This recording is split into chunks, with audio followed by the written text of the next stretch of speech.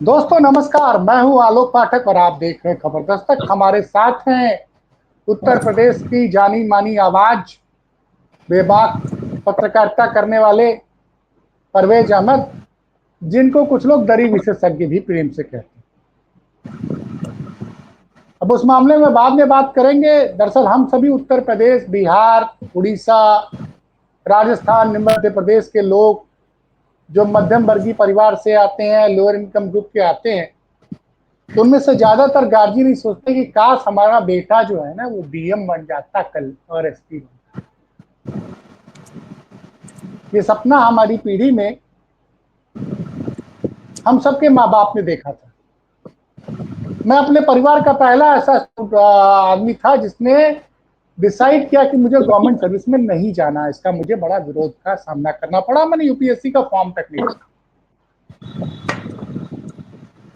ये सब बातें इसलिए कर रहा हूं कि इस ताने बाने को, इस सपने को भुनाने के लिए पहले से कई कोचिंग संस्थान चलते थे, लेकिन एक नाम जो बड़ी तेजी से चमका कोरोना काल में, वो था दृष्टि आईएएस। और दृष्टि आईएएस के विकास दिव्य कीर्ति की ऐसी ब्रांडिंग हुई। अच्छा, उस ब्रांडिंग में भी झूठ, तो झूठ का मैं खुलासा कर रहा हूं क्योंकि मेरे घर में कई लोग ऑल इंडिया सर्विसेज क्वालिफाई कर चुके हैं। इसलिए मुझे पता है कि कितनी रैंक पे आपको आईएएस मिलता है, कितनी रैंक पे आईपीएस मिलता है। मेरे बड़े भाई ने खुद 4 बार आईएएस का इंटरव्यू दिया है। मेरे मामा आईएएस क्वालिफाई किए हैं। मेरे कई लोग हैं। मेरा भाई एक भाई आईएएस रहा है। मेरे भाई के ससुर यहाँ के डीजी रहे हैं उत्तर प्रदेश के। ये सब बताना इसलिए जरूरी है कि कुछ लोग सत्ता में बैठकर सोचते हैं कि आलोक पाठक को तबाह कर देंगे। तो उनको बता दूं कि मैं मंगल पांडे के गांव का रहने वाला हूं, वही मंगल पांडे जिसने अंग्रेजों के खिलाफ विद्रोह किया था 1857। तो क्या हुआ? विकास दिव्य कीर्ति की ब्रांडिंग की गई कि इन्होंने आईएएस क्वालिफाई किया था। जी नहीं, ये आधा सच है। ये आईएएस नहीं, क्लास 1 सर्विसेज भी नहीं क्वालिफाई किया था। क्लास 1 के बाद आईएएस में जो रैंक आती है उसमें से बची हुई सीटें होती है दिल्ली अंडमान निकोबार सिविल सर्विसेज की, या central secret services group B, Indian foreign services group B. तो उसमें इनका मान्यवर का सिलेक्शन हुआ था सीएसएस, केंद्रीय सचिवालय सेवा। अगर मैं कहूं कि आईएएस में 800-900 सीटें होती हैं, तो क्लास 1 की सीटें उसको मिलती हैं, चाहे वो इनकम टैक्स हो जो आईएएस हो, चाहे आईपीएस हो, चाहे इंडियन पोस्टल सर्विस हो, चाहे कस्टम एक्साइज हो या रेलवेज हो। तो जो बची 500-600 सीटें होती क्लास 1 की, 200 सीटों में ये क्लास 2 वाले होते हैं। तो पहला झूठ तो भाई साहब ने ये बोला कि मैं यूपीएससी मैंने क्वालिफाई किया। उसके बाद इन्होंने कोरोना काल में साहब इनके इंटरव्यू खूब चले, बड़ी बड़ी बातें की, ऐसे आते हैं, ऐसे ऐसे दावे करते हैं। क्योंकि मैं मीडिया में मैनेजमेंट का हिस्सा रहा हूं, तो मैंने ऐसे बहुत से बड़े बड़े कोचिंग इंस्टीट्यूटों की सच्चाई को देखा था कि उनके दावे और हकीकत में कितना अंतर होता है। तो ये भाई साहब विकास दिव्य कीर्ति, जिनकी ब्रांडिंग एक झुल्लन टाइप, नाम नहीं लूंगा मैं, एक झुल्लन टाइप के यूट्यूबियो चैनल से हुई, जबरदस्त ब्रांडिंग हुई। तो विकास दिव्य कीर्ति बात करते हैं, तमाम आते हैं, तमाम टेड टॉक्स देते हैं और बताते हैं कि एथिक्स की बातें करते हैं। जानते हैं इनके ऊपर क्या जुर्माना लगाया है भारतीय उपभोक्ता प्राधिकरण ने? इन्होंने अपने विज्ञापन में गलत दावे किए, और पहली बार इनका गलत दावे जुर्माना नहीं लगा, इसके पहले भी लग चुका है। और इस बार का जुर्माना इन्होंने ये बताया कि 2023 में टोटल 1146 सिलेक्शन हुए हैं। ध्यान दीजिएगा, 1146 सिलेक्शन सप्लीमेंट्री लिस्ट के बाद, वो मैं आपको बाद में समझाऊंगा। इनका यह दावा था कि 1146 में 216 स्टूडेंट्स इनके क्वालिफाई किए हैं। अब सोचिए, और इनके बड़े बड़े विज्ञापन लगते हैं। आप लखनऊ में जाइए, लखनऊ के रहने वालों से कहूंगा, लखनऊ में बर्लिंगटन चौराहे से विधानसभा की तरफ दौड़िए, बाएं साइड पे बहुत बड़ा मॉल आपको दिखेगा, दृष्टि आईएएस का पूरा मॉल टाइप का कोचिंग है। तो इन्होंने विज्ञापन दिया कि 216 इनके छात्रों का सिलेक्शन हुआ आईएएस में। अब सोचिए, जो गाजीपुर में, जो बलिया में, ये कोडरमा में, या फिर बंगाल में हल्दिया में बैठा हुआ छात्र है, और उसका बाप सोचेगा अगर यार ये तो 25% सीट तो इसके दृष्टि आईएएस क्वालिफाई करते, इसी में हमारे बच्चे का एडमिशन करा दो। और इन संस्थानों की फीस आप जानते हैं कितनी है? 80,000 से 2 लाख। और कितने स्टूडेंट पढ़ते हैं आपको कुछ आइडिया होगा? 2 लाख से ज्यादा स्टूडेंट्स इनके तमाम कोर्सेस लेते हैं। अब आप टर्नओवर गिनिए।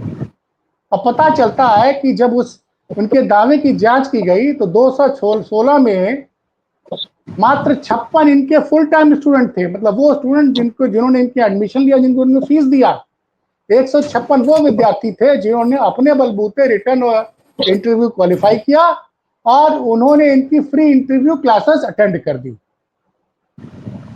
उसका भी नाम इन्होंने जोड़ दिया, भ्रामक विज्ञापन छाप दिया, किसी ने कंप्लेन की तो प्राधिकरण ने इनको 5 लाख रुपए जुर्माना लगाया है।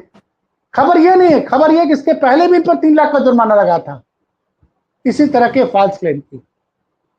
परवेज जी, आप और हमारी पृष्ठभूमि एक ही तरह की है। आप बादा के हैं। बादा के जंगलों में भी जो लड़का पढ़ता लिखता है उसके माँ बाप सोचते हैं कि बेटवा अगर आईएएस बन जाता, पुलिस कप्तान बन जाता तो पूरे खानदान की लाइफस्टाइल बदल जाती। तो ये जो एथिक्स की बात करने वाले विकास दिव्य कीर्ति हैं, ये झूठे दावे करके ये जो छात्रों को फंसा रहे हैं विज्ञापन में, इस पर आपकी क्या राय?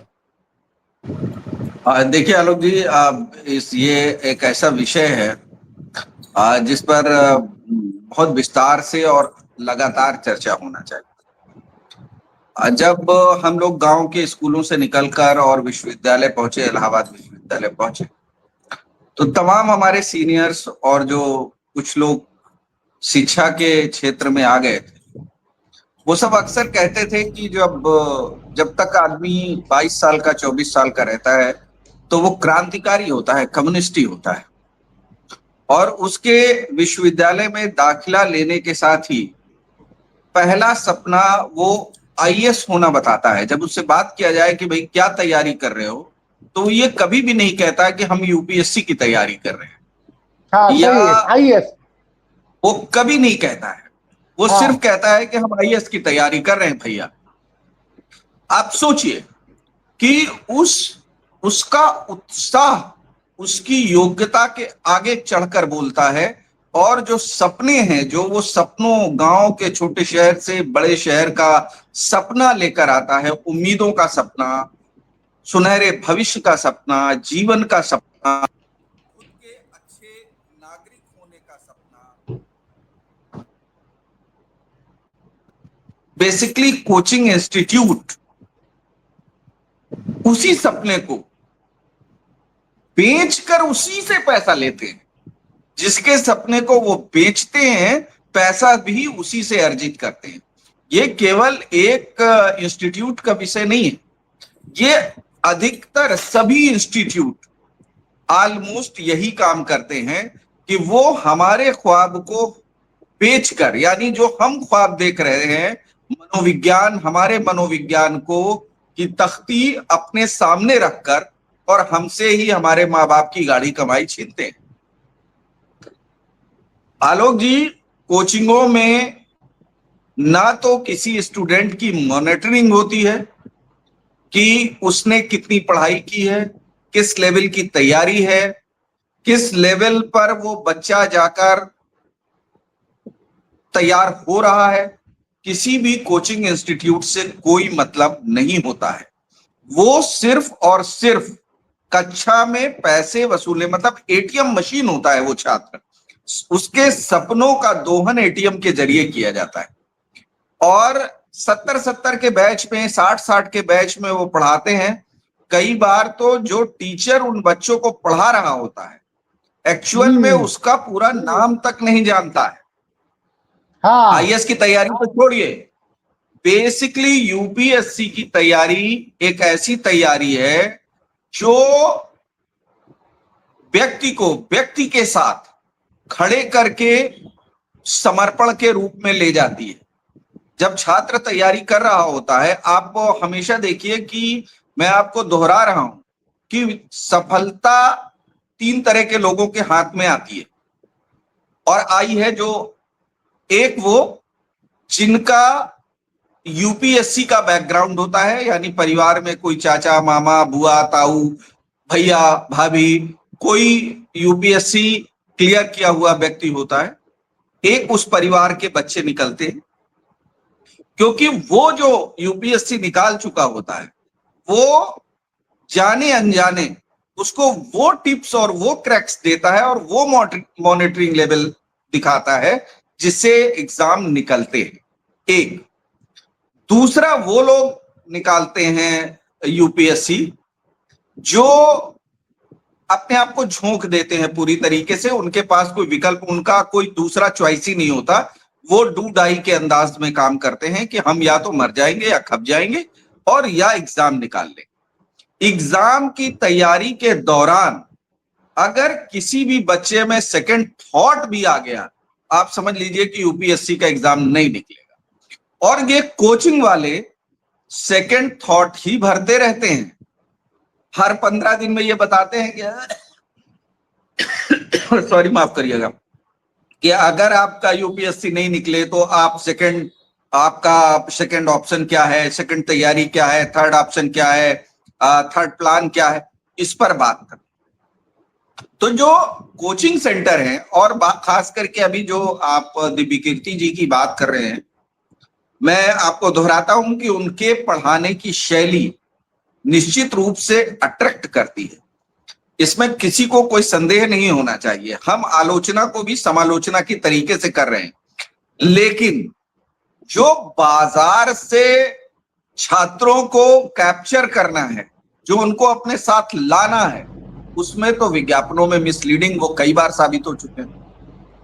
तो बस आप ये समझ लीजिए कि हमारे सपनों को वो कैनवास पे उतारते हैं और उसके जरिए हमारे माँ बाप की, हमारे परिवार की चीजों की आर्थिक जो है धन, उसको अपने लिए संग्रह करते हैं। कुल मिलाकर कोचिंगों का इतना हाल है। कोचिंगों से पढ़कर कोई भी लड़का सामान्यतः यूपीएससी का एग्जाम नहीं निकालता है। आप अगर ऐसा हो रहा होता तो पहले इलाहाबाद में कटरा और ये पूरा सिविल लाइंस और ममफोर्डगंज का पूरा इलाका तैयारियों से भरा रहता था लड़कों से।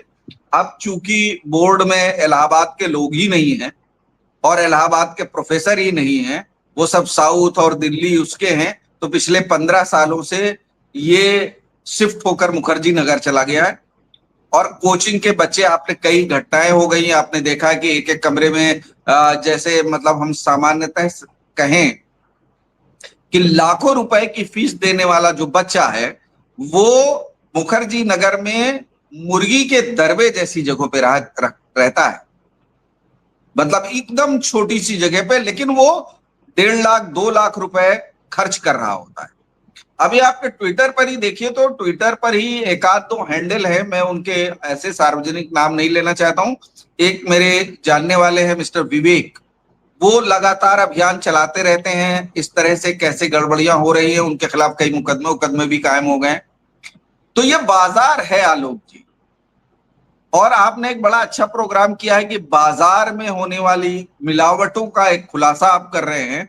मुझे लगता है कि युवाओं को यह समझ में आएगा कि कोई कोचिंग, कोई भीड़ का स्थान उन्हें यूपीएससी नहीं निकलवा सकता जब तक कि वो खुद को उस परीक्षा के लिए पूरी तरीके से झोंक नहीं देंगे। उन्हें किसी भी यूपीएससी की तैयारी करने वाले बच्चे को इस बात का ध्यान रखना चाहिए। मेरा अपना मानना है, कल को कोई ये कह सकता है कि भैया इतना ज्ञान था तो तुम्हें ने क्यों नहीं निकाल लिया यूपीएससी, लेकिन जब ज्ञान आया साहब तो 20 साल गुजर गए थे। उससे पहले हम भी आपके साथ तरह ऐसे ही क्रांतिकारी थे और ये नहीं बताते थे कि यूपीएससी निकालना है, हम भी यही कहते थे कि आईएएस की तैयारी कर रहे हैं, नहीं कहते थे कि यूपीएससी की तैयारी। मैंने सवाल इसका, देखिए मैं मीडिया का मैनेजमेंट का हिस्सा रहा हूं और मुझे मालूम है कि जो कोचिंग इंडस्ट्री से जो विज्ञापन आता था, चूंकि आप भी काफी बड़े अखबारों में रहे हैं, एक जमाने में मैं दर्शकों को बता दूं कि अखबारों में सबसे ज्यादा पैसा कोचिंग इंडस्ट्री से आता था। ये ट्रेंड बदला है, जानते हैं कब? कोरोना काल आया उसके बाद नहीं तो कोचिंग इंडस्ट्री से इतना पैसा अखबारों को आता था। मेडिकल का ले लीजिए, इंजीनियरिंग का ले लीजिए, दो तो बड़ी फेमस हुआ करती थी। आईएएस तो उसके सामने कुछ था ही नहीं, वो तो सिंगल एग्जाम होने लग गया। नहीं, पहले इंजीनियरिंग के कई एग्जाम होते थे, मेडिकल का हर स्टेट का अलग अलग होता था।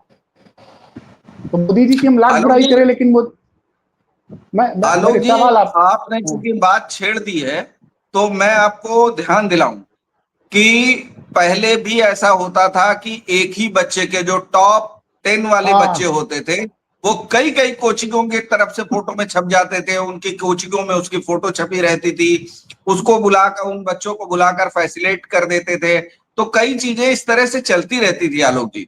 तो वो बाजार है, ये शिक्षा से बड़ा बाजार तो कोई है ही नहीं। और उस बाजार को जो लोग हैं कोचिंग के संचालक, उनमें से कई लोग भुना भी रहे। तो ये जो जुर्माना लगा है कोचिंग पर, दृष्टि कोचिंग पर, ये सब उसी का हिस्सा है आलोक जी। और देखिए, बड़ी दिक्कत है कि जो लोग सपनों को हकीकत में बदलने के लिए अपने आप को खपा रहे होते हैं, वो लोग भी इस तरह के विज्ञापनों के जाल में फंस जाते हैं। मैं एक आपको इस कोचिंग में कह रहा हूं, ब्रेन मिसमैरिज्म का एक नया दौर चल रहा है जो कोचिंग संचालक चलाते हैं। नहीं सर, उनके जादू में आप उलझते हैं। एक खुरपेच नाम का ट्विटर हैंडल है, उसने लिखा है एथिक्स पेपर 4 पढ़ाते पढ़ाते खुद ही भूल गए। पहला तो ये है, और दूसरा जो इन्होंने लिखा है वो बड़ा ही मतलब बहुत ही कटु सत्य है। हर साल फर्जी सिलेक्शन लिस्ट वायरल कर के करोड़ों कमा लिए, लेकिन जुर्माना लगा सिर्फ 5 लाख और 3 लाख। सवाल परवेज जी, मैं क्यों विकास दिव्य कीर्ति पे आपसे समय मांगा कि आपको मेरे साथ बैठना है। विकास दिव्य कीर्ति को किस तरह से ग्लोरीफाई किया गया। वो आदमी आज की डेट में यूपीएससी दे रहे हो, खासकर जब से 12th फेल फिल्म आई, 12th फेल फिल्म में भी मनोज कुमार को विकास दिव्य कीर्ति का स्टूडेंट बताया गया था, और वो आदमी युवाओं का आदर्श बन गया था। आप युवाओं के आदर्श बन के आप टेड टॉक्स दे रहे हैं, आप तमाम इंटरव्यूज में जा रहे हैं, आपके पॉडकास्ट आ रहे हैं, आप अपनी मतलब मुझे तो लगता है कि सिर्फ विकास दिव्य कीर्ति की सोशल मीडिया से ही करोड़ों रुपए महीने कमाई होगी। आलोक जी, अब आपने बात दूसरी छेड़ दी है तो मैं थोड़ा सा उसी में रेफरेंस में बता दूं कि ये जो दौर है ना, जो जिसे आप संचार क्रांति कहते हैं, ये नया भस्मासुर है। मतलब गौर से सुनिएगा, ये नया भस्मासुर है। और मुझे तो डर है, मुझे आशंका है कि आने वाले कल में ये इस भस्मासुर को रोकने के लिए भगवान शिव को नया अवतार न लेना पड़े। कल की अवतार शायद इसीलिए ना हो। आप देखिए, जिन्होंने कभी 4 पैराग्राफ खबरें नहीं लिखी हैं, वो पॉडकास्ट पर क्राइम की विशेषज्ञता बता रहे हैं। जिन्होंने पॉलिटिकल खबरें कभी जानी नहीं, जिनसे अभी पूछ लिया जाए कि उत्तर प्रदेश, मध्य प्रदेश और बिहार की भौगोलिक स्थितियां क्या हैं, वो लोग पॉडकास्ट कर रहे हैं। तो तमाम चीजें, और ऐसे लोग प्रचार भी करते रहते हैं क्योंकि उनको देखने वाले, उन्हें तो पैसे से मतलब है आलोक जी। जो लोग ऐसा पॉडकास्ट करते हैं उन्हें भी पैसों से मतलब है।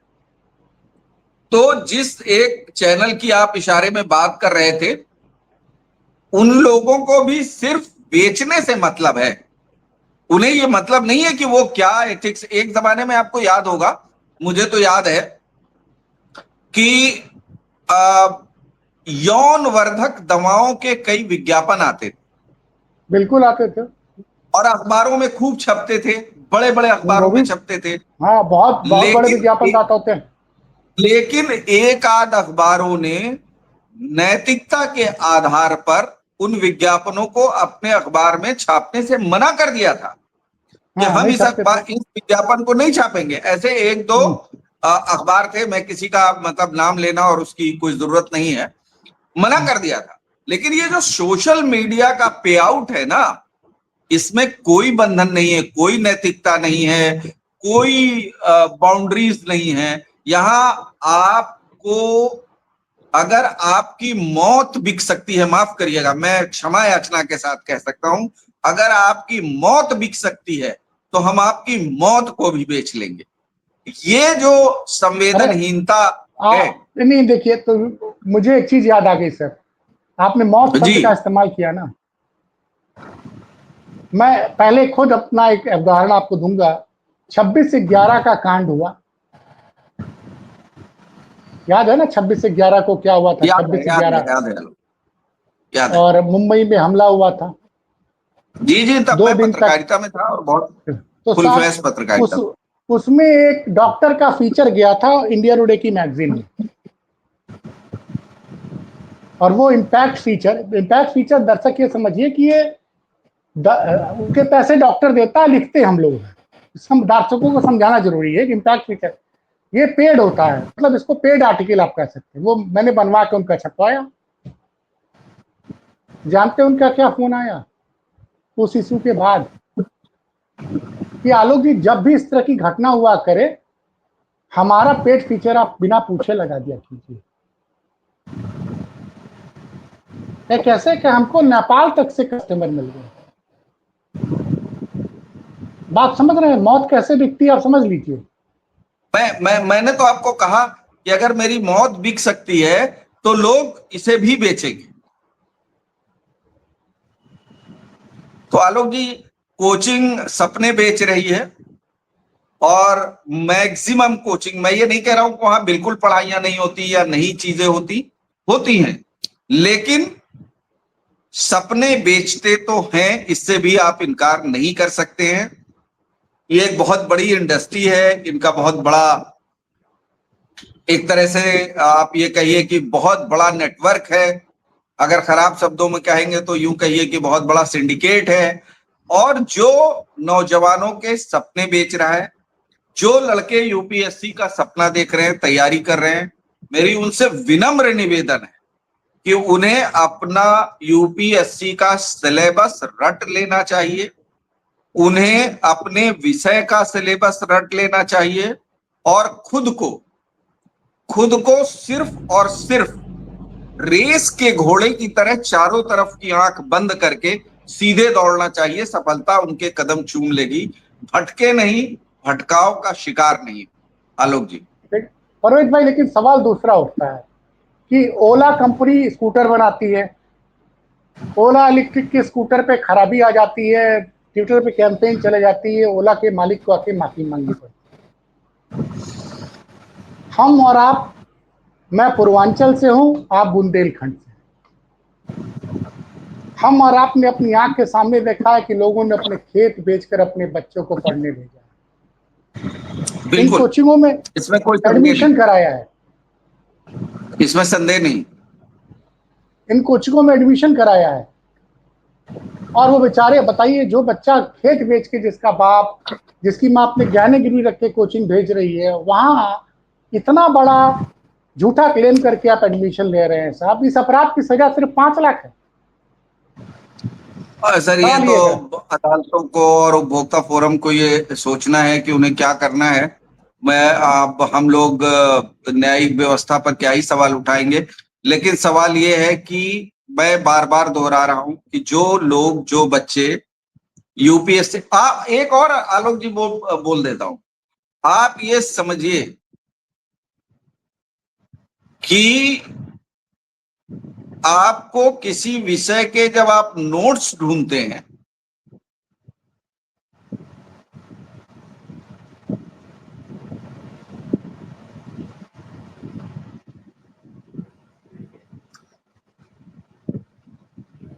आलोक जी मैं बता रहा था कि जब आप नोट्स देखेंगे तो आप पाएंगे कि एक ही तरह के नोट्स चार चार कोचिंगों से मिलते हैं। आप 4 कोचिंगों के नोट्स को मिला लीजिए, आपको मिलेगा कि एक ही तरह के नोट्स बनाए गए। तो ये आलोक जी, आप समझ ही रहे हैं कि क्या है और क्या स्थिति है। बच्चों को शुभकामनाएं जो तैयारी कर रहे हैं, धोखाधड़ी से बचें। और खुद की तैयारी करें, खुद का मेहनत करें। और यूपीएससी एक ऐसा एग्जाम कराती है जो सारे क्लियर डाउट्स को बहुत क्लियर किए हुए होती है। तो छात्रों को, अपनी अभ्यर्थियों को अपनी मेहनत पर भरोसा करना चाहिए, बाकी भाग पर भी कुछ छोड़ देना चाहिए। आलोक जी। नहीं सब सर, देखिए परवेज भाई, देखिए हम सब एक ऐसे दौर से गुजर रहे हैं। एक तो जनसंख्या का विस्फोट हो चुका है।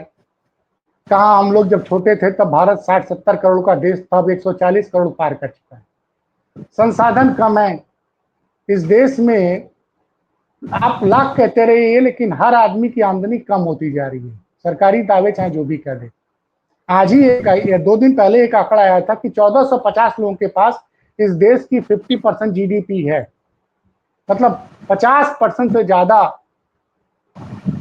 संपत्तियां या कहते हैं हैसियत, वो 1450 लोगों के आसपास है। और ये सोशल मीडिया के जरिए, सर सोशल मीडिया के जरिए हुआ क्या सर, सुनिए इसका खामियाजा क्या हुआ। जो आदमी UPSC union public service commission अंग्रेजी में नहीं लिख सकता है, वो भी इनका कोर्स खरीद लेता है।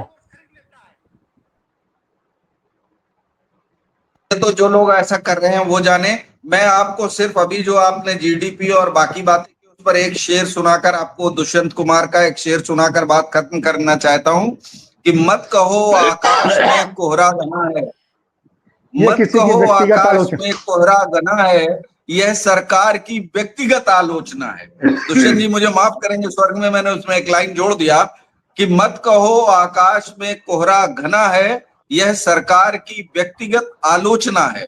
यहां तक आते आते सूख जाएंगी न्याय की नदियां, यहां तक आते आते सूख जाएंगी न्याय की नदियां, वहां सारा मौसम हरा भरा है।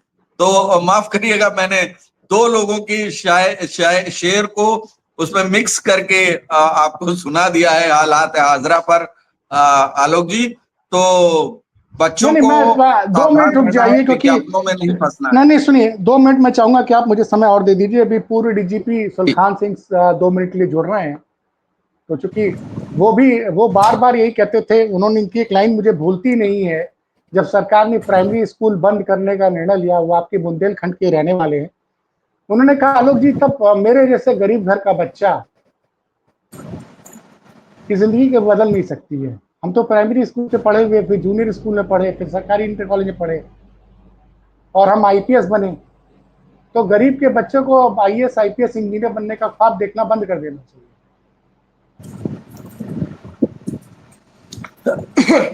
देखिए, सुलखान सिंह साहब जो कुछ कहते हैं बड़े तजुर्बे के साथ कहते हैं। हमारा उनसे, जब मैं क्राइम रिपोर्टिंग करता था इधर, तो बहुत लंबे समय से उनसे मेरा आमना सामना नहीं हुआ है। लेकिन जब मैं क्राइम रिपोर्टिंग करता था तो मेरी उनसे बहुत नियमित बातचीत होती थी। और मैं तो हैरान हूं, मैं ये जानने के लिए लंबे समय से बेचैन हूं कि उत्तर प्रदेश की योगी आदित्यनाथ सरकार ने सुलखान सिंह जैसे अफसर को, जो अब रिटायर्ड हैं, डीजीपी को अपनी कोर कमेटी से बाहर कैसे किया। कौन लोग वो हैं जिन्होंने, क्योंकि वो एक जमाने में बहुत करीब थे मुख्यमंत्री के, अचानक कैसे बाहर किया। मैं तो इस इन्वेस्टिगेशन को करने के लिए हैरान हूं, कर नहीं पा रहा हूं। आलोक जी, बहुत कोशिश की मैंने कि मैं समझूं कि सुलखान सिंह कैसे योगी जी की कोर कमेटी से बाहर हुए। नहीं सर, सवाल ये उठता है ना कि फिर आप देखिए कि मैं आज बता दूं एक सच, क्योंकि अब मैं 57 साल का हो जाऊंगा। मैं अच्छी खासी नौकरी करता था, साल का 20-22 लाख रुपया कमा लेता था तनख्वाह और इंसेंटिव मिला के इंडिया रोडे से। मुझे जब नौकरी से हटाया गया है कोरोना काल के बाद, तो कई जगह से लोगों ने बोला कि आप ज्वाइन कर लीजिए, मैंने मना कर दिया, क्योंकि मुझे लगा कि मीडिया में बैठकर हम सच नहीं दिखा पाते हैं। हम तो कोशिश ये करते थे कि जो सच जा रहा है उसको रुकवा दो, नहीं तो संस्थान को इतने रुपए का नुकसान हो जाएगा। तो अपने से बड़ी घृणा होती थी। और 63 महीने से जो रास्ता चुना है, 20 दिन बाद 57 साल का हो जाऊंगा, उसमें बहुत बहुत कुछ झेला है। तो मैं मानता हूं कि मैं प्रायश्चित कर रहा हूं। आप मीडिया में बैठकर अगर सच नहीं बता सकते हो तो कम से कम गलत चीज को आगे मत बढ़ाओ। सुलखान सिंह साहब आ गए हैं। सर स्वागत है नमस्कार आपका। सर। आवाज आ रही है? नमस्कार। नमस्कार प्रवेश जी, कैसे हैं? ठीक है सर, ठीक है। अभी अभी सर आप नहीं थे, मैंने एक बात कहा, मैं दोहरा देना चाहता हूं उस बात को कि मैं एक विवेचना कर रहा हूं कि योगी आदित्यनाथ जी जैसे मुख्यमंत्री ने उत्तर प्रदेश के बेहतरीन अफसर सुलखान सिंह को कैसे कोर कमेटी से, कौन लोग हैं जिन्होंने बाहर कराया? क्योंकि अगर सुलखान सिंह उनकी कोर कमेटी में बने रहते, मैं मतलब दर्शकों के सामने इस बात का मतलब एक नागरिक के रूप में अहद ले सकता हूं, क्योंकि मैंने 15 साल उनको काम करते हुए देखा है। तो शायद जो पुलिस की आज बात होती है कि पुलिस ही उत्तर प्रदेश में भाजपा को हराएगी, तो ऐसी नौबत नहीं आती। मैं तो इस इन्वेस्टिगेशन को सर कर नहीं पा रहा हूं कि आपको कौन लोग हैं जिन्होंने धक्का मारकर उस कोठरी से बाहर किया, उस मेन स्क्रीन से बाहर किया। मेरा तो दर्द ये है, ये दर्द भी है। मैं जानना चाहता हूं, मतलब मेरे लिए छटपटाहट है इस बात कि ऐसा कैसे हुआ। देखिए, कोर कमेटी में तो मैं कभी था नहीं। वैसे भी डीजी रहा मैं करीब 8 महीना, और रिटायर हो गया तो रिटायर हो गया। फिर मैं कोई ऐसा एडवाइजर या कोई ऐसा क्लोज तो मैं कभी था नहीं। तो बाहर होने का तो कोई मतलब होता नहीं। मैं 15 सालों से आपको जानता हूं, आप कभी नहीं कुछ कहेंगे, मैं अच्छी तरह जानता हूं। लेकिन अगर उन्होंने जोड़ा होता, बहुत सारे लोग उनके साथ जुड़े हुए, तो शायद आज पुलिसिंग बहुत अच्छी होती, कुछ चीजें बहुत क्लियर होती, और जनता को भी ये समझ में आता। चूंकि मुख्यमंत्री बार बार जीरो टॉलरेंस की बात करते हैं, मुख्यमंत्री अपराध नियंत्रण को फोकस करते हैं। मैं भी ये बात मानता हूं कि 2007 में जब बसपा सरकार आई तो कानून व्यवस्था के नाम पर आई, 12 में अखिलेश यादव आए तो कानून व्यवस्था के नाम पर आए, 17 में योगी आदित्यनाथ जी आए तो कानून व्यवस्था के नाम पर आए, 22 में उनकी सरकार रिपीट हुई तो बेहतर कानून व्यवस्था के नाम पर हुई। क्या अंदर खाने अलग विषय। यानी उत्तर प्रदेश की जनता कानून व्यवस्था को महत्व देती है वोट देते समय। ये मेरा अपना एक्सपीरियंस है। तो जब सबको ये बात पता है, मेरे जैसे छोटे आदमी को पता है ये बात, तो राजनेताओं को तो पता ही होना चाहिए। और ये भी पता होना चाहिए कि अगर कानून व्यवस्था पर सुलखान सिंह की एडवाइस ली जाती, भाई 30 सालों में सुलखान सिंह पर कोई ऐसे आरोप कभी नहीं लगे कि वो सपा के लिए काम करते हैं, वो भाजपा के लिए काम करते हैं, वो बसपा के लिए काम करते हैं, या किसी व्यक्ति विशेष के लिए काम करते हैं। उन्हें जो बेहतर है, वो मुलायम सिंह से भी लड़े, वो मायावती जी से भी लड़े और अच्छे काम किए, वो योगी जी के साथ भी काम करते रहे। ये मेरी पर्सनल चॉइस है, मैं आपको नहीं कह रहा हूं कि आपको करना चाहिए, पर मैं ये मानता हूं कि योगी जी को ये संदेश होना चाहिए कि कौन लोग हैं जो उनके उनके करीब अच्छे लोगों को नहीं आने देना चाहते। आलोक जी। नहीं, इस पर तो सुलखान सिंह सर बताएंगे ना। अब ये तो मेरे बारे में ही है, तो मैं इसमें कुछ नहीं कह सकता। और अच्छा सर, ये बताइए, वैसे एक भी एक सच। वो समय निकल गया। लगभग 8 साल होने वाले हैं मुझे रिटायर हुए। अब तो हमारी जो पारी थी वो निकल गई। अब दूसरी लोगों की पारी है, वो लोग देखें अपना। तो हम तो दूर से देख के ले रहे हैं। कुछ हमको समझ में आता है तो हम कभी कभी लिख देते हैं, और कभी मौका मिल गया, जैसे आलोक जी ने, कुछ और लोग हमें कभी कभी बोलने का मौका दे देते हैं तो हम कुछ बोल देते हैं। और अदरवाइज आजकल कोई हमारी बात न लिखता है न छापना चाहता है। तो जो भी नहीं, आपने बहुत अच्छा सवाल उठा दिया है परवेज जी। आप तो पत्रकार रहे हैं, क्राइम रिपोर्ट किया आपने, क्यों नहीं आप सुलखान सिंह साहब की बातें मेन स्ट्रीम मीडिया छापता है, क्यों नहीं इनसे सवाल पूछता है? अब पहले सवाल आप ही से हो जाए। आलोक जी, आप भी जानते हैं कि सच किसे पसंद आता है। आप अपने घर में अपने भाई को सच कह दीजिए तो वो बुरा मान जाएगा। तो सुलखान सिंह साहब सच बोलने के आदी हैं, वो पहले भी सच बोलते रहे हैं जब पुलिसिंग में थे। मुझे अब मतलब मैं इसमें यहाँ चर्चा इसलिए नहीं करना चाहता हूँ कि टाइम भी है आपका, वरना नहीं जब नहीं वो आप बोलिए, ये अभी आईबी थे लंबा चलेगा, लखनऊ में, युवाओं का मामला है, तो लंबा चलेगा। सरकार थी, अयोध्या का एक मामला था, बस मैं ऐसे ही बंद शब्दों में कहता हूं, उन्होंने करने से इनकार कर दिया था, कहा मैं नहीं करूंगा, हटा दीजिए मुझको। तो ऐसा इतना साफगोई के साथ काम करने के लिए, इतना साफ काम करने वाले अफसर और बोलने वाले अफसर को कौन छापेगा आज की तारीख में? मतलब दबाव है सर, मीडिया के ऊपर दबाव है कि जो आदमी सच बोलता है उसको मत छापो। और मैंने वो खबर छापी थी कि क्यों ऐसा हो रहा है। तो आज तो बहुत कुछ बदल गया है, उस दौर में क्या स्थिति थी वो भी मैं जानता हूं। तो वो सच बोलते हैं, इसलिए उनको राजनीतिक मुद्दे पर, पुलिसिंग के मुद्दे पर आप देखिए बहुत ज्यादा लोग नहीं बात करते हैं, उनसे बात नहीं करना चाहते हैं पत्रकार, जो उनके साथ उनके समय के पत्रकार हैं, अभी भी बड़ी बड़ी किताबें लिख रहे हैं। मैं तो किताबें पढ़कर भी हैरान हूं, लेकिन ठीक है, उनकी अपनी काबिलियत है, वो लोग लिख रहे हैं, कोई बात नहीं। तो जो आपने एक सवाल पूछा वो मैंने बता दिया कि सुलखान सिंह साहब सच बोलेंगे, और सच बोलना और लिखना और पढ़ना सबके बस का बात नहीं है साहब। आज के दौर में सच सुनना, पढ़ना और लिखना तीनों बड़ी चुनौती है। अब सर के सामने मुझसे ज्यादा मत बुलवाइए, सर से ही बुलवाइए। चलिए सर मेरा सवाल ये था कि एक व्यक्ति का महिमा मंडन हुआ कोरोना काल के बाद से, ये 2020 के पहले मुझे नहीं लगता कि उत्तर भारत में कोई दिव्य कीर्ति के बारे में ज्यादा जानता था। वो लोग जानते थे जो आईएएस की कोचिंग करते थे। उस आदमी की ब्रांडिंग हुई, वो रोल मॉडल बन गया युवाओं के, करोड़ों युवाओं को आदर्श के रूप में देखते हैं। अब उनके बारे में खबर आती कि जिस कोचिंग इंस्टीट्यूट, जो खुद कोचिंग इंस्टीट्यूट चलाते हैं, उस कोचिंग इंस्टीट्यूट ने गलत दावे दिए। एक दावा ये सब विज्ञापन दिया कि हमारे 216 विद्यार्थियों ने इस साल सिविल सर्विसेज की परीक्षा में क्वालिफाई किया। जब उन दावों की जांच की गई तो पता चला 156 स्टूडेंट तो इनके यहाँ पढ़े ही नहीं थे, ना इनके यहाँ इनरोल हुए, ना इनके यहाँ फीस दी। 156 स्टूडेंट वो थे जो उन्होंने अपने मन से, अपनी काबिलियत से रिटर्न क्वालिफाई किया, प्रीलिम्स क्वालिफाई किया और इंटरव्यू तक पहुंच गए। तो उन्होंने ऑनलाइन या किसी और माध्यम से इनका फ्री इंटरव्यू क्लासेस अटेंड किया।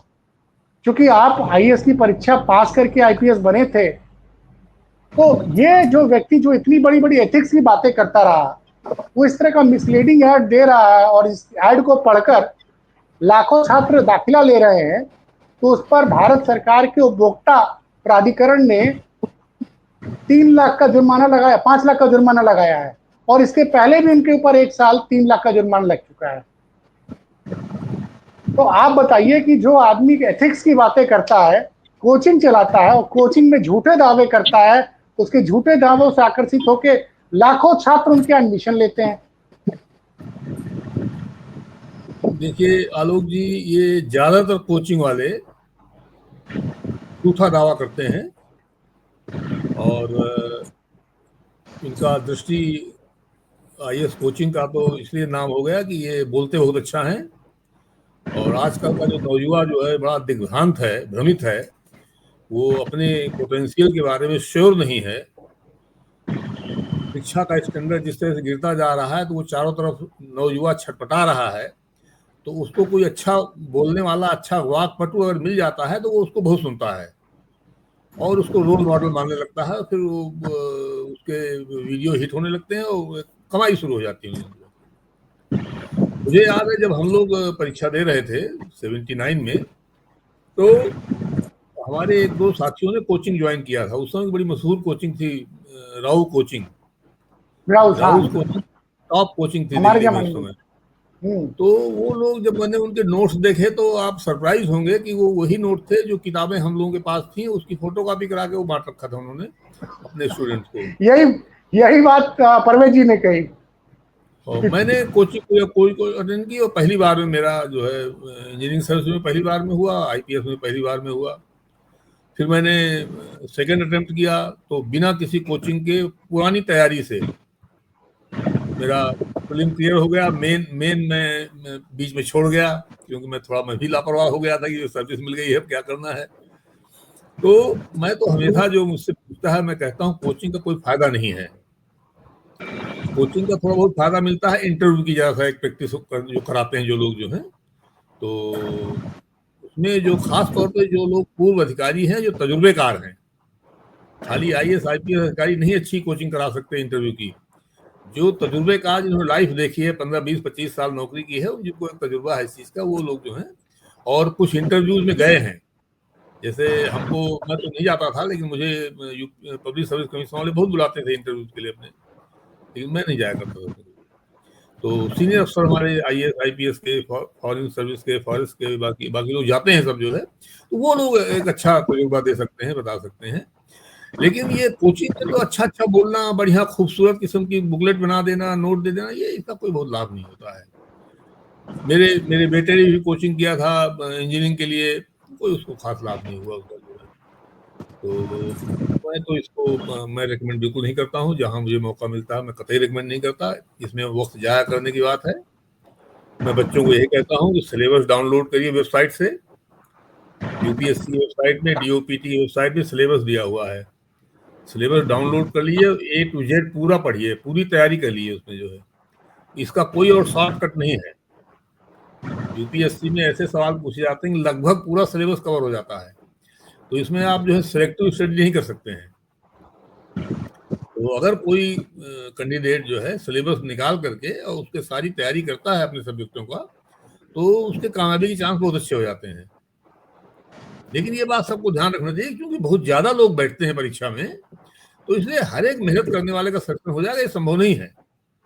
इसमें चांस और कोइंसिडेंस बहुत हो जाता है। तो 20 लाख लोग बैठते हैं और करीब 1,1200 सर्विसेज होती हैं, तो इसमें चांस बहुत मायने करता है। दूसरा लोग ये कि ये लुभाते हैं कोचिंग वाले, साहब हमारे यहाँ इसने जो है इंटरव्यू के लिए मेंटरिंग किया इसने और इतने लोग सेलेक्ट हो गए। तो ये मैं बता दूं कि इंटरव्यू के लिए जो है जितनी वैकेंसी होती हैं उसके डबल लोग सेलेक्ट किए जाते हैं। रिटन के लिए 10 टाइम सेलेक्ट किए जाते हैं प्रीलिम से। तो अगर कोई रिटन वाला कोचिंग करता है, जो रिटन के लिए क्वालिफाई कर गया है, तो उसके सेलेक्ट होने के चांस 1:10 होते हैं, अच्छे चांसेस हैं 1:10। तो इसका भी लाभ उठाते हैं कोचिंग वाले। और अगर कोई इंटरव्यू में जाता है तो उसके चांसेस हैं 1:2। हाँ, हर दो में से एक का होना है। तो अगर किसी के यहाँ 100 लोगों ने एडमिशन ले लिया इंटरव्यू के लिए, चांसेस है उसमें 50 हो जाएंगे। तो ये इस तरह का लाभ उठाना, और ये तो कैंडिडेट को देखना है, इतना कैंडिडेट इतना क्रेडुलस और गुलेबल क्यों हो रहा है इतना कैंडिडेट। अपने पे भरोसा करो, सिलेबस के साथ तैयारी करो। मैं ये फिर से एम्फसाइज करना चाहता हूँ, पूरा सिलेबस हमेशा कवर होता है UPSC में, और अभी भी ये बहुत ही निष्पक्ष और बराबरी की परीक्षा है ये। तो अगर आप सिलेबस से तैयारी करेंगे तो बड़े अच्छे चांसेस हैं इसमें, और कोचिंग की कोई आवश्यकता नहीं है। ये सब धोखा दे रहे हैं लोग। परवेज जी, कुछ आप पूछना चाहें सर से?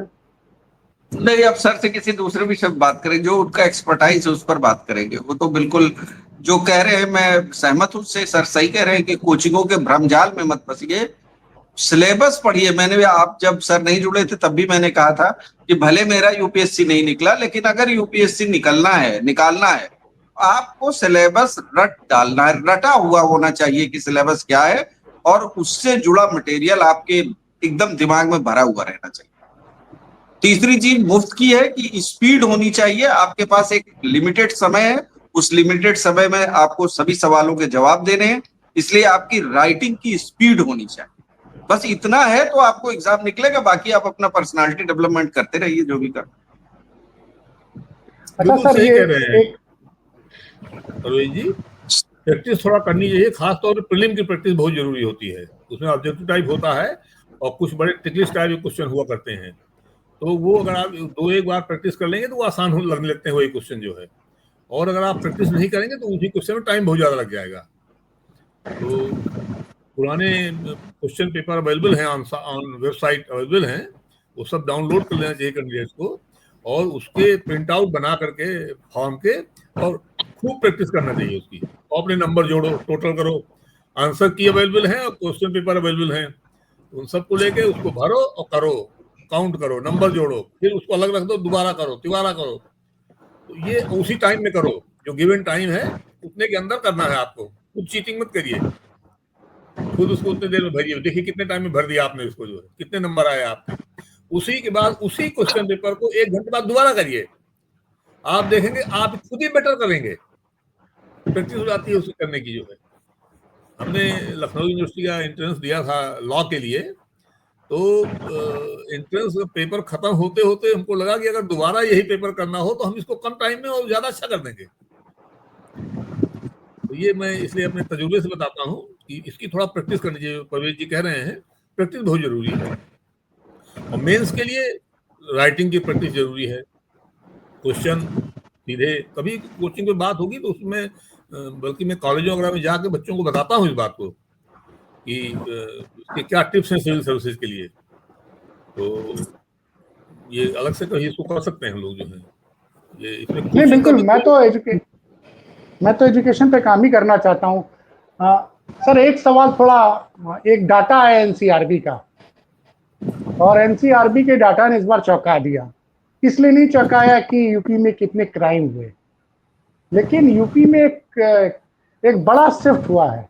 योगी सरकार की जो सबसे बड़ी विशेषता है वो ये है कि अब क्राइम कैपिटल गाजियाबाद और नोएडा नहीं है, अब उत्तर प्रदेश की क्राइम कैपिटल लखनऊ है।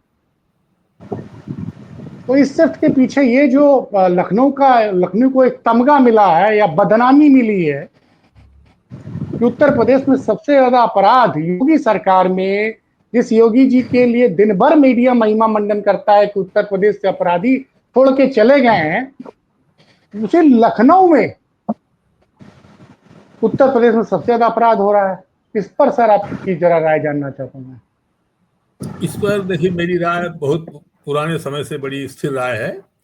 लखनऊ में अगर आप कह रहे हैं क्राइम बहुत ज्यादा हुआ है, इसका मतलब ये है कि लखनऊ की पुलिस जो है ज्यादा फ्रीली क्राइम रजिस्टर कर रही है, और नोएडा गाजियाबाद की पुलिस जो है क्राइम रजिस्टर नहीं कर रही है ठीक से। इसका केवल यही मतलब होता है, क्योंकि क्राइम ट्रेंड जो है अभी कोई खास डाउन नहीं हुआ है, केवल मर्डर में ट्रेंड डाउन हुआ है पिछले करीब 25 साल से, और बाकी क्राइम तो थोड़ा मोड़ा बढ़ोतरी ही दुनिया भर में हो रही है, तो यहाँ भी बढ़ोतरी ही होगी। और अगर कोई दिखाता है कि हमारे यहाँ क्राइम कम हो गया है तो वो क्राइम छिपा रहा है, लिख नहीं रहा है। और ये बड़ी सीरियस समस्या है कि लोग एफआईआर दर्ज नहीं करते हैं। मुझे खुद लोग आके कहते हैं साहब हमारी एफआईआर नहीं हो रही है, हमारी एफआईआर कराइए, हमारी एफआईआर कराइए, मुझे कहना पड़ता है लोगों को। तो ये मैं आप लोग पे आलोक जी बिल्कुल नहीं जाता। और यहाँ भी यूपी में भी रिकॉर्डिंग की स्थिति बड़ी खराब है, बहुत खराब है। नोएडा में तो बहुत ही खराब है। मेरे क्लास फेलो, इंजीनियरिंग की क्लास फेलो, उनके घर में डकैती पड़ी थी और उसी की रिपोर्ट नहीं लिखी पुलिस वालों ने। और मैंने फोन किया वरिष्ठ अधिकारियों, तो कोई फोन नहीं, बात करने को तैयार नहीं जो है। तो बहुत बुरा हाल है उधर नोएडा साइड में, जो है कोई रजिस्ट्रेशन नहीं हो रहा क्राइम्स का, कोई सुनने वाला नहीं है। तो बहुत सारे जिलों में ये हाल है। लखनऊ में ठीक लग रहा है हमको, जो है अच्छी पोजीशन है। तो मैं तो शाबाशी दूंगा लखनऊ वालों को इस मामले में। अच्छा, ये पुलिस कमिश्नरेट सिस्टम से कानून आलोक जी, मैं सर की बात को एंडोर्स कर दूं कि देखिए आप इसको शर्मिंदगी के हिसाब से मत देखिए। चूंकि आपने क्राइम रिपोर्टिंग कभी देखी नहीं है और पुलिसिंग नहीं देखी है जर्नलिज्म के दौरान, मैं आपको बता दूं कि ये जो लखनऊ में आपको क्राइम रेट दिख रहा है, ये सर जो कह रहे हैं मैं उसको तस्दीक कर रहा हूं कि इसका मतलब ये है कि किन्हीं ना किन्हीं कारणों से लखनऊ में एफआईआर लिखी जा रही है। और ये जो परसेंटेज दिख रहा है, चाहे वो आपके प्रेशर से, चाहे मेरे प्रेशर से, चाहे सर के प्रेशर से, एफआईआर लिखी जा रही है। मैं आपको बता दूं अड़ोस पड़ोस के जिलों में तो लोग रेप और हत्या का मुकदमा नहीं लिख रहे हैं, लूट का मुकदमा नहीं लिखा जा रहा है। तो वहां क्राइम अगर घटा हुआ दिख रहा है तो उसको वाहवाही मत समझिए, ये खतरनाक इंडिकेशन है उत्तर प्रदेश के लिए। क्राइम रेट जिन जिलों में घटा है उसके लिए स्पेशल मॉनिटरिंग होनी चाहिए, जहां बढ़ा है वहां की मॉनिटरिंग नहीं होनी चाहिए, क्योंकि इसका मतलब यहां रजिस्ट्रेशन है। बाकी सर और एक्सपर्टीज से बेहतर बताएंगे, लेकिन मेरा अपना मानना है कि आंकड़ों पर क्राइम रेट बढ़ने और घटने से क्राइम की तुलना नहीं होनी चाहिए। इसका मतलब यह है कि लखनऊ पुलिस बेटर काम कर रही है जो एफआईआर लिख रही है। बाकी बाराबंकी, सीतापुर और अगल बगल के इसी जोन में आप देखिएगा तो आप पाएंगे कि लगेगा कि रामराज आ गया है, पर ऐसा है नहीं। वहां एफआईआर नहीं लिखी जा रही है और बड़े बड़े लोगों की सिफारिशों के बावजूद नहीं लिखी जा रही। आलोक जी, आलोक जी, 1995 में मुझे इसी बिंदु पे निलंबित किया गया था कि आपके 82 दिन के कार्यकाल में एज एसएसपी इलाहाबाद 307, 302, 376 ये कुछ 4-5 हेड दिखाया, उसमें कुछ क्राइम बढ़ गया था। तो मैंने अपने निलंबन के बाद उसका प्रत्यावेदन में यही लिखा था कि ये जो रेप के 2 मुकदमे लिखे गए हैं, ये तो लड़की गर्भवती हो चुकी थी तब मैंने लिखवाए हैं, पहले से लिखे ही नहीं गए थे। तो क्या ये भी मेरे गले में लटका देंगे आप इसको? और फिर मैंने उनको बताया कि नेशनल पुलिस कमीशन 1979 ने ये साफ साफ लिखा है कि आंकड़ों के आधार पर अगर मूल्यांकन किया जाएगा तो बड़ा डिजास्टर्स होगा, ये एक तरह से ये बड़ी आपदा होगी ये पुलिस विभाग के लिए। और जहां आपने ये शुरू कर दिया आंकड़ों के आधार पर मूल्यांकन करना है, कुछ करना, तो तुरंत एफआईआर दर्ज करना लोग बंद कर देते हैं। मैं एक बार और बता दूं, जब मैं डीजीपी था तो उस समय विपक्ष ने ये हाउस में इधर ये बात उठाई कि साहब अपराध के आंकड़े बढ़ रहे हैं, जबकि हमने एफआईआर रजिस्ट्रेशन के लिए काउंटर खुलवाए थे कि जो पहले एफआईआर दर्ज नहीं की गई हैं वो अब दर्ज की जाएं। ये पहली बार शायद हुआ होगा, मेरे ख्याल में आखिरी बार शायद हुआ होगा ये, कि थानों में काउंटर, जिलों में काउंटर खुलवाए गए थे कि जिनकी एफआईआर नहीं लिखी गई वो आगे लिखा दें अब जो है।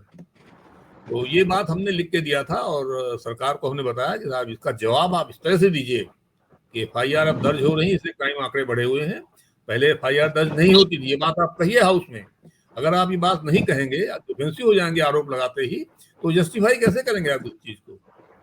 तो सरकार ने, मैं खुद मौजूद रहा उस समय, हाउस में मैं था, सरकार ने यही जवाब दिया, उसके बाद ये मुद्दा खत्म हो गया था। तो सरकार को आंकड़ों के मामले में कहीं डिफेंसिव नहीं होना चाहिए। आपको मैं बता दूं, कल्याण सिंह जी का पहला कार्यकाल जो था, आज तक उत्तर प्रदेश में 71 के बाद, एनएस सक्सेना के टाइम के बाद, चौधरी चरण सिंह के बाद, ये पहली बार ऐसा माना गया कि बेस्ट लॉ एंड ऑर्डर उसी टाइम पे था, 91-92 में, जो जिस समय माननीय कल्याण सिंह जी पहली बार मुख्यमंत्री बने थे। और उस समय मैं 2 जिलों में रहा, सहारनपुर और पीलीभीत में। सब जगह क्राइम की फिगर ज्यादा थी, लेकिन सभी अपराधियों के खिलाफ निष्पक्ष कार्रवाई अक्रॉस द बोर्ड, पार्टी रहित, बिना पार्टी का ध्यान दिए सब खिलाफ कार्रवाइयां हुई, और इसलिए पब्लिक भी संतुष्ट थी, सब लोग संतुष्ट थे, कभी कोई बात नहीं है। लोग आज तक उसी पीरियड को याद करते हैं। माननीय महामहिम राष्ट्रपति ने मुझसे बात कही थी जब मैं डीजीपी था, वही कल्याण सिंह जी का कार्यकाल आप लोगों को याद रखना चाहिए। एयरपोर्ट पर उन्होंने कहा था ये बात। वो पीरियड जो है, डिस्पाइट द फैक्ट कि फिगर ज्यादा थी, लोग कहते हैं बहुत अच्छा कार्यकाल था। तो फिगर्स की बात पब्लिक भी नहीं मानती है। आप कहते रहिए कि हमारे आंकड़े कम है, जब लोग देखते हैं कि हमारी बात नहीं कोई सुन रहा, हमारी एफआईआर नहीं लिख रहा है, हमको परेशान कर रहे हैं, पुलिस वाले गाली गलौज कर रहे हैं, मारपीट कर रहे हैं, तो फिर लोग कहते हैं साहब आप कुछ भी कहिए, ये लॉ एंड ऑर्डर ठीक नहीं है। तहसील वाले अगर पैमाइश नहीं कर रहे हैं, झगड़ा हो रहा है जमीनों पे, मुकदमे तय नहीं तहसील कर रही है, तो फिर लोग नहीं मानते हैं कि आपके यहाँ लॉ एंड ऑर्डर ठीक है। वो बिल्कुल नहीं मानेंगे, आप कुछ भी कर लीजिए। पुलिस परसेप्शन का विभाग है, आंकड़ों का विभाग नहीं है ये। पुलिस का मूल्यांकन परसेप्शन पे होता है। और दूसरी बात जो आपने कही थी कि सरकार को छवि खराब करेंगे, चुनाव हरवा देंगे, पुलिस चुनाव हरा तो सकती है, सरकार को जिता नहीं सकती। आपने भी तो परवेज जी की बात कह दी कि सरकार, पुलिस सरकार को चुनाव जितवा तो नहीं सकती, हरवा जरूर सकती है। जिसने भी पुलिस को यूज किया जीतने के लिए वो हारा। बड़ी बात कह दी। आलोक जी सुन रहे हैं सर की बात? हाँ, बड़ी बात कह दी सर ने। डिपार्टमेंट है ये, देखिए आर्म डिपार्टमेंट है ये ओवर बियरिंग टाइप का डिपार्टमेंट है, ये दबंग डिपार्टमेंट है ये।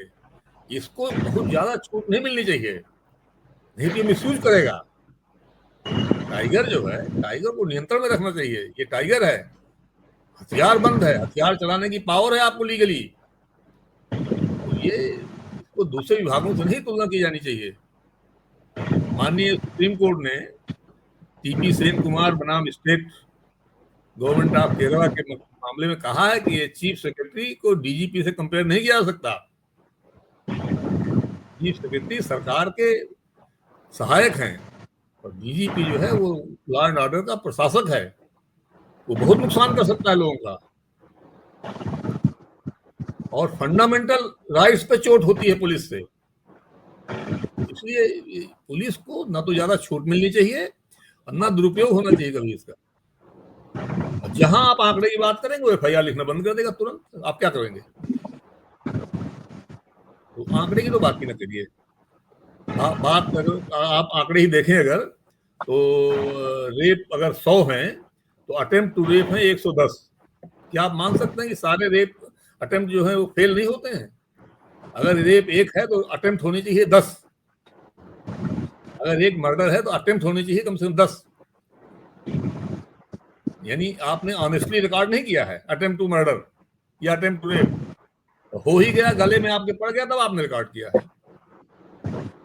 आंकड़ों का इस तरह विश्लेषण किया जाना चाहिए। मैं ऐसे करता हूँ विश्लेषण इसका। मैंने एक बार दुर्घटनाओं पे ऐसे लिखा था सर, इसीलिए मैंने जब आप आए तो बात शुरू करने के पहले ही मैंने कहा था कि मुख्यमंत्री जी को आप जैसे व्यक्ति को की जरूरत थी, उन्हें रखना चाहिए था ऐसे लोगों को जो वाकई आईना दिखा सके। मैं ये नहीं कह रहा हूं कि सरकार कैसी कर रही है, वो सरकार जो कर रही है उसका अपना विषय है, वो सरकारें सब अपने तरीके से चलती हैं। लेकिन जो सर ने एक बात कही आलोक जी, उस बात को फिर दोहरा दे रहा हूं कि पुलिस परसेप्शन का विषय है। मैं ऑफ द रिकॉर्ड भी आपसे बातचीत पे फोन पे ये कहता हूं ना कि पुलिस परसेप्शन का विषय है। आज सर ने मुझे एंडोर्स कर दिया, मुझे शांति हो गई कि मैंने जो तजुर्बा हासिल किया पुलिस रिपोर्टिंग का वो सही है।